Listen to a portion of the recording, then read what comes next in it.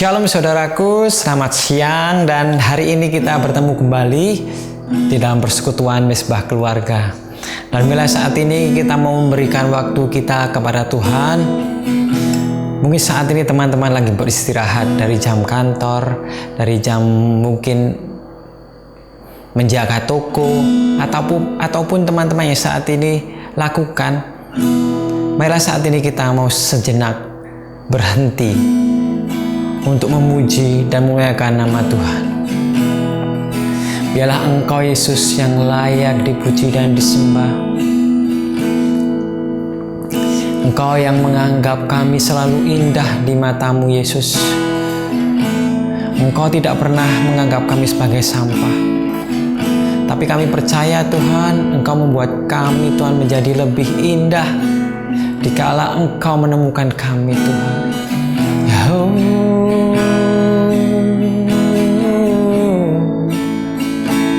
Terima kasih Yesus. Mari kita mau sembah Tuhan. Kita mau katakan terima kasih Tuhan. Terima kasih Yesus. Terima kasih Allahku yang hidup.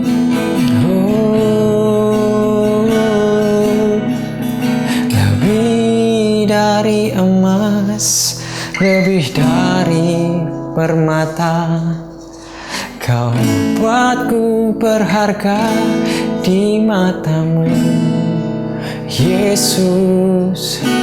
Agung dan mulia panggilan surgawi, menjadi terang kasih-Mu Tuhan.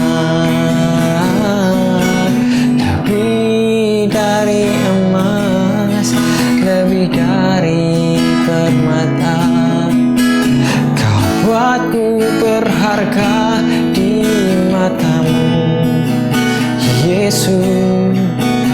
Agung dan mulia panggilan surgawi, menjadi terang kasih-Mu. Dengan segenap hati kita mau katakan lebih dari emas, lebih dari emas, lebih dari permata, Kau buatku berharga di mata-Mu Yesus. Agung dan mulia panggilan surgawi, menjadi terang kasih-Mu Tuhan. Menjadi terang kasih-Mu Tuhan. Menjadi terang kasih-Mu Tuhan.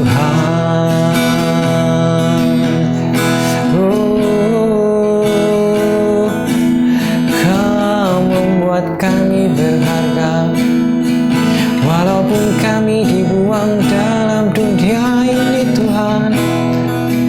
Kau mengangkat kami, Kau meninggikan kami. Kami tahu Tuhan, Kau mengasihi kami.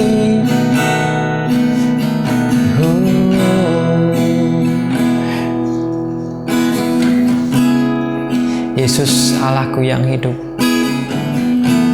biarlah kami menjadi anak-anak-Mu yang selalu taat dan mengikuti perintah dari-Mu Bapa. Saat kami menjadi sampah di dalam dunia ini Tuhan, Engkau mengangkat kami Tuhan. Dan biarlah saat ini Tuhan,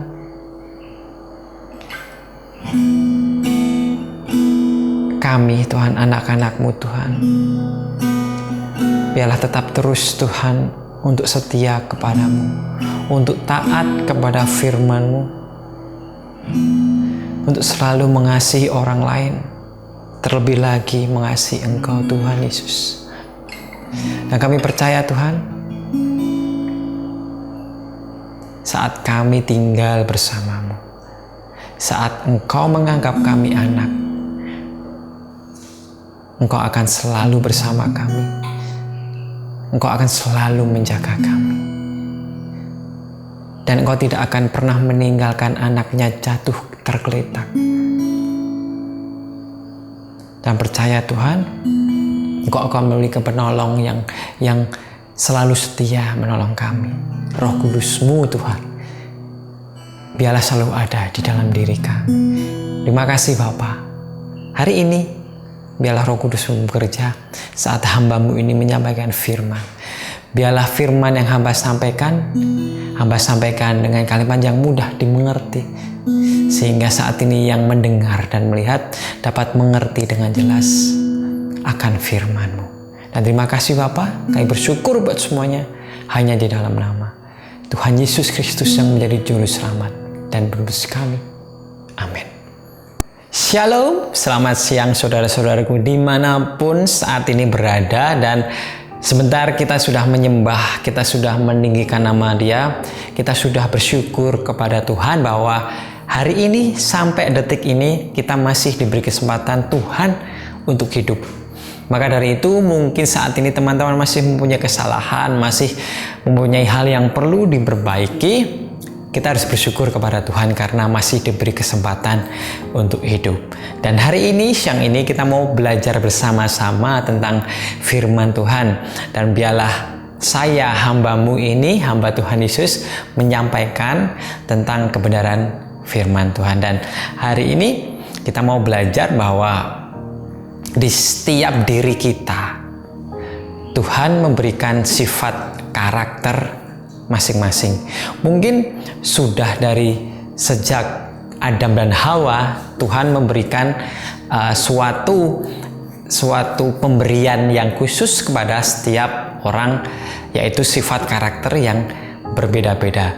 Nah, banyak sekali karakter yang mungkin kita tahu ya, mungkin yang sukacita, terus yang sukanya tidak slow, yang slow santai aja, terus mungkin yang pemikir, mungkin yang suka menolong orang lain, atau karakternya mungkin ada yang kebalikannya, yang jahat, yang buruk, yang mungkin tidak tahu bimbang, atau mungkin banyak sekali lah karakter-karakter yang bisa kita ketahui dan kita pahami.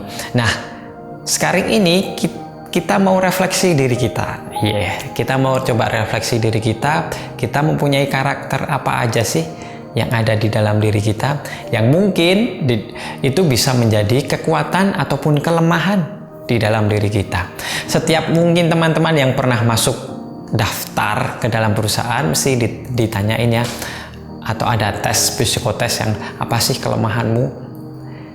Mungkin kalau kelebihan banyak ya, kelebihanmu apa sih, tapi kelemahanmu apa sih? Nah, ada yang biasanya saya lemah di bidang ini, ataupun saya tidak terlalu kuat di dalam mungkin pengingatan atau lain sebagainya. Nah, itu adalah sifat yang ada di dalam kita, dan pastinya sifat tersebut kebanyakan atau itu adalah suatu keturunan yang diturunkan dari orang tua kita, kebanyakan yang diturunkan dari orang tua kita. Semisal orang tua kita baik hati, penyayang, mungkin suka membantu, suka menolong, pastilah anaknya seperti itu. Anaknya juga baik, suka menolong, terus mungkin ya itu menurun sifat dari orang tuanya, entah papahnya atau mamahnya. Kebalikannya, jika papahnya memiliki sifat yang tidak baik, mungkin pemarah, suka kasar, mukul istrinya, atau kasar terhadap suaminya. Bisa loh sekarang ada yang kasar sama suaminya, terus sering ngeluarin kata-kata yang tidak baik, yang tidak membangun. Kamu anak yang tidak baik, kamu nakal, kamu bodoh, seperti itu. Pasti akan tidak tahu berapa persen akan menurun ke anaknya kalau tidak segera dipatahkan, atau tidak ada yang membimbing anak tersebut untuk menghilangkan sifat tersebut, atau membantu untuk menghilangkan sifat tersebut. Ya akhirnya sifat tersebut tertanam di dalam anak itu, dan dewasa besarnya nanti akan memiliki sifat yang tidak baik. Saya pernah, ini kejadian nyata sih, ada seorang penjahat dan dia akhirnya dihukum mati. Tapi sebelum dia dihukum mati kan pasti ada wawancara. Dia cuman bilang gini, saya tidak suka, atau gini, kenapa saya menyalahkan ibu saya, mama saya karena perbuatan ini. Kenapa saat dulu saya nakal? Kenapa saat dulu saya mungkin tidak berbuat baik, mencuri ataupun melakukan hal yang kasar, jahat? Saya tidak pernah dikasih tahu, saya tidak pernah dibilangin, saya tidak pernah dinasehati, didiamkan saja. Dan akhirnya sifat itu saya miliki sampai besar ini, dan akhirnya saya berbuat kejahatan. Nah, sebagai orang tua kita harus bisa membimbing anak kita supaya tidak memiliki sifat yang tidak baik. Memang susah. Tidak 1 kali, 2 kali, 3 kali, hampir tiap hari kita harus menasehati anak kita, mungkin anak saya juga, untuk melakukan hal yang baik. Karena kalau kita tidak menasehati anak kita, kita tidak pernah memperingatkan bahwa hal ini tidak baik loh. Kalau kamu minta paksa kepada temanmu barang yang bukan milikmu, itu tidak baik. Ataupun kamu kasar, kamu suka lempar-lempar barang. Kalau kita tidak pernah menasihati itu, ataupun kalau sudah terlalu susah dibilangin, kita harus memberikan punishment kepada anak kita. Tuhan bilang kalau anakmu tidak bisa dikasih tahu peringati, hajarlah pakai rotan, itu boleh saja. Supaya apa? Supaya anak kita tidak masuk ke dalam penghukuman kekal. Kita menyelamatkan dia supaya tidak masuk ke dalam hukuman kekal. Begitu juga kita saat ini yang mungkin jikalau kita ditanya oleh mungkin pendeta youth kita, mentor youth kita, ataupun gembala kita, kamu anak siapa? Kamu anak Tuhan? Aku anak Tuhan, aku percaya kepada Tuhan. Tetapi sifat yang ada di dalam diri kita tidak seperti anak Tuhan. Tidak seperti mencerminkan Bapa kita, yaitu Tuhan Yesus. Tuhan bisa sebagai Bapa kita, bisa sebagai teman kita, itu juga sebagai Allah kita. Saat ini kita percaya bahwa kita mengiyakan, kita mengaminkan bahwa aku anak Tuhan, aku anak Yesus. Tetapi apakah perbuatan kita mencerminkan sifat Kristus? Mungkin teman-teman sudah tahu sifat Kristus seperti apa. Kasih, penolong, dia tidak pernah menyimpan kesalahan atau kepahitan. Terus banyak sekali sifat yang baik di dalam Tuhan Yesus. Di dalam 3,5 tahun dia melayani di dalam dunia ini, banyak sekali sifat-sifat Tuhan yang patut kita contoh. Kita tahu bahwa Engkau Tuhan, Engkau Allah, dan aku manusia. Perbedaan sangat jauh sekali. Bagaimana aku bisa menyamai sifatmu?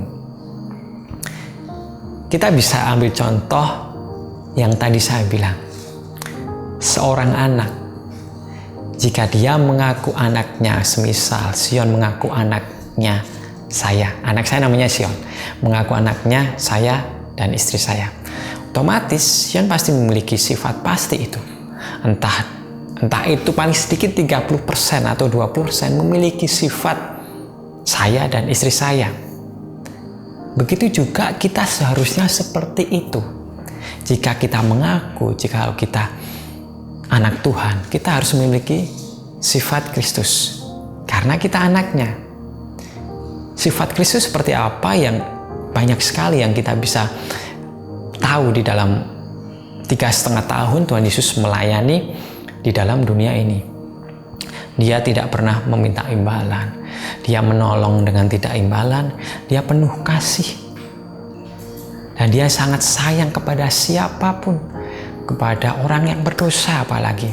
Pemujukai, pelacur, mungkin pembohong, pemfitnah. Dia sangat mengasihi, tidak memandang. Siapapun dia tolong. Kita bisa tahu bahwa untuk apa sih sebetulnya kita memiliki sifat Kristus? Yang pasti supaya kita tidak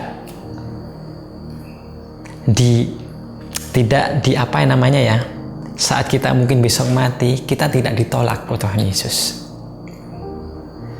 Di dalam 2 Korintus 6 ayat 18 dikatakan, "Dan aku menjadi bapamu, dan kamu akan menjadi anak-anakku laki-laki dan anak-anakku perempuan.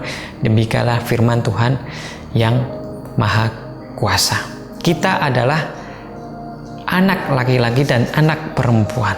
Tetapi jika kita apa? Ayat sebelumnya dikatakan jika kita harus memisahkan diri dari mereka. Di sini dikatakan dari mereka. Kalau teman-teman baca 2 Korintus 6 ayat 11 sampai 18, konteksnya di sini bahwa Paulus berkata kepada jemaat Korintus, banyak sekali kekafiran, banyak sekali dosa yang dilakukan jemaat Korintus. Di sini ada yang pasangan yang tidak seimbang, terus ada kedurhakaan, terus ada juga yang menyamakan Kristus Tuhan dengan Baal, terus bait Allah dengan berhala. Maka dari itu Tuhan tidak suka akan hal itu. Makanya di sini Tuhan bilang, pisahkanlah kamu dari mereka. Pisahkanlah dari kekafiran. Pisahkanlah dari penyembahan berhala. Pisahkanlah kamu, mungkin Tuhan bilang garis besarnya, kamu pisahkanlah, jangan hidup seperti dunia ini, maka kamu akan menjadi anak-anakku. Tuhan tidak semata-mata mengangkat kita menjadi anak-anaknya. Mungkin kita kepedean ya, kita mengangkat, oh aku anaknya, aku ini loh anaknya Tuhan. Tetapi Tuhan bilang bahwa jikalau kamu menjadi anak-anakku, kamu harus menuruti perintahku. Ini sebagian dari perintah Tuhan. Kita harus menjauhkan kekafiran. Kita harus menjauhkan berhala di dalam kehidupan kita. Berhala di dalam dunia modern ini banyak sekali ya. Mungkin teman-teman bisa katakan hobi yang terlalu dilakukan sampai meninggalkan persekutuan kita dengan Tuhan. Mencari pekerjaan pun yang mungkin Tuhan bilang kamu harus bekerja dengan kerja keras, Tuhan pun itu bisa menjadi berhala saat kita melupakan persekutuan dengan Tuhan. Maka dari itu, jikalau kita ingin menjadi anak-anaknya, atau kita mau memiliki label, atau kita sudah melabelkan diri kita sebagai anak-anak Tuhan, kita harus menjauhkan sifat yang tidak baik dan mari milikilah sifat dari Allah. Kita harus pisah dari dunia ini. Dalam arti bukan kita terus menjauh, kita tidak melakukan apa-apa di dalam dunia ini, bukan. Tetapi hal yang keduniawian kita harus hilangkan. Fokuslah kepada hal yang rohani. Mungkin teman-teman sekitar kamu, teman-teman sekitar saat ini yang melihat kamu jangan sok rohani. Tetapi kita tidak bisa hidup jika kita tidak mempunyai roh. Jika teman-teman bilang jangan sok rohani, berarti kamu zombie dong. Kamu nggak punya roh di dalam diri kamu. Karena roh juga perlu makan. Mungkin jasmani kamu kasih makan terus, kamu akan menjadi mayat hidup yang tiap hari bekerja, tiap hari jalan, melakukan kehidupan, tapi nggak mempunyai roh di dalam kehidupanmu yang mempunyai visi misi untuk kemuliaan nama Tuhan. Mari saat ini kita mau belajar, kita mau meninggalkan hal duniawi kita. Kita mau memiliki sifat Kristus di dalam diri kita. Dan kita percaya jika kita meminta pertolongan Tuhan, bukannya meninggalkan kita terpisah dari duniawi, terus kita tidak bersosialisasi, terus kita mengurung diri di kamar, terus kita tidak pernah bekerja, tidak pernah berkomunikasi dengan tetangga kita tidak berkomunikasi dengan siapapun, bukan seperti itu. Malah kamu harus terjun dan menjadi terang di dalam apapun yang kamu lakukan. Terang di dalam keluarga, terang di dalam pekerjaan, tempat kerja, terang di dalam bertetangga, dimanapun. Itu adalah salah sifat Tuhan juga. Bila teman-teman berlabel, aku anak Tuhan. Siang ini kita belajar bahwa apapun yang kita kerjakan, kita harus mempunyai prinsip bahwa kita harus memuliakan nama Tuhan dalam apapun yang kita kerjakan.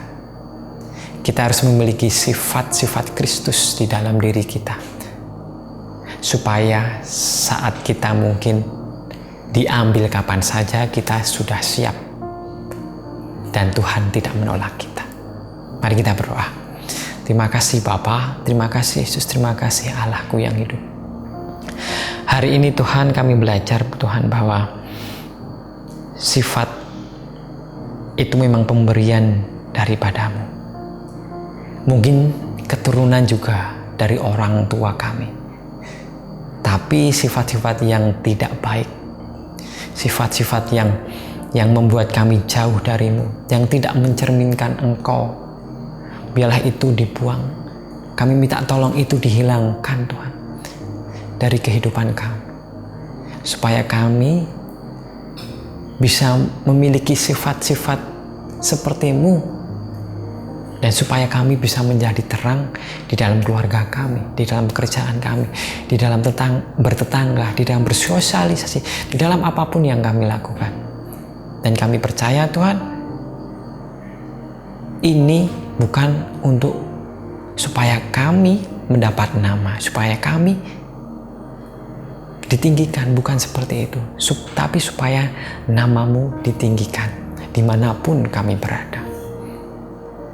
Ini Tuhan, biarlah saat ini anak-anak-Mu Tuhan terus mendekat kepada Engkau, membangun hubungan dengan Engkau, supaya sifat-Mu ada di dalam diri kami.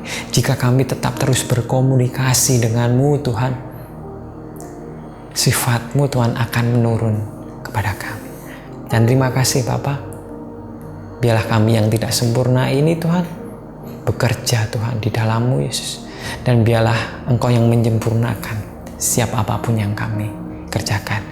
Rencana-Mu yang terjadi di dalam kehidupan kami, dan kami percaya Tuhan, rencana-Mu yang indah pada waktunya. Terima kasih Yesus, kami bersyukur buat semuanya. Hanya di dalam nama Yesus kami berdoa dan mengucap syukur. Amin. Terima kasih. Shalom, Tuhan Yesus memberkati.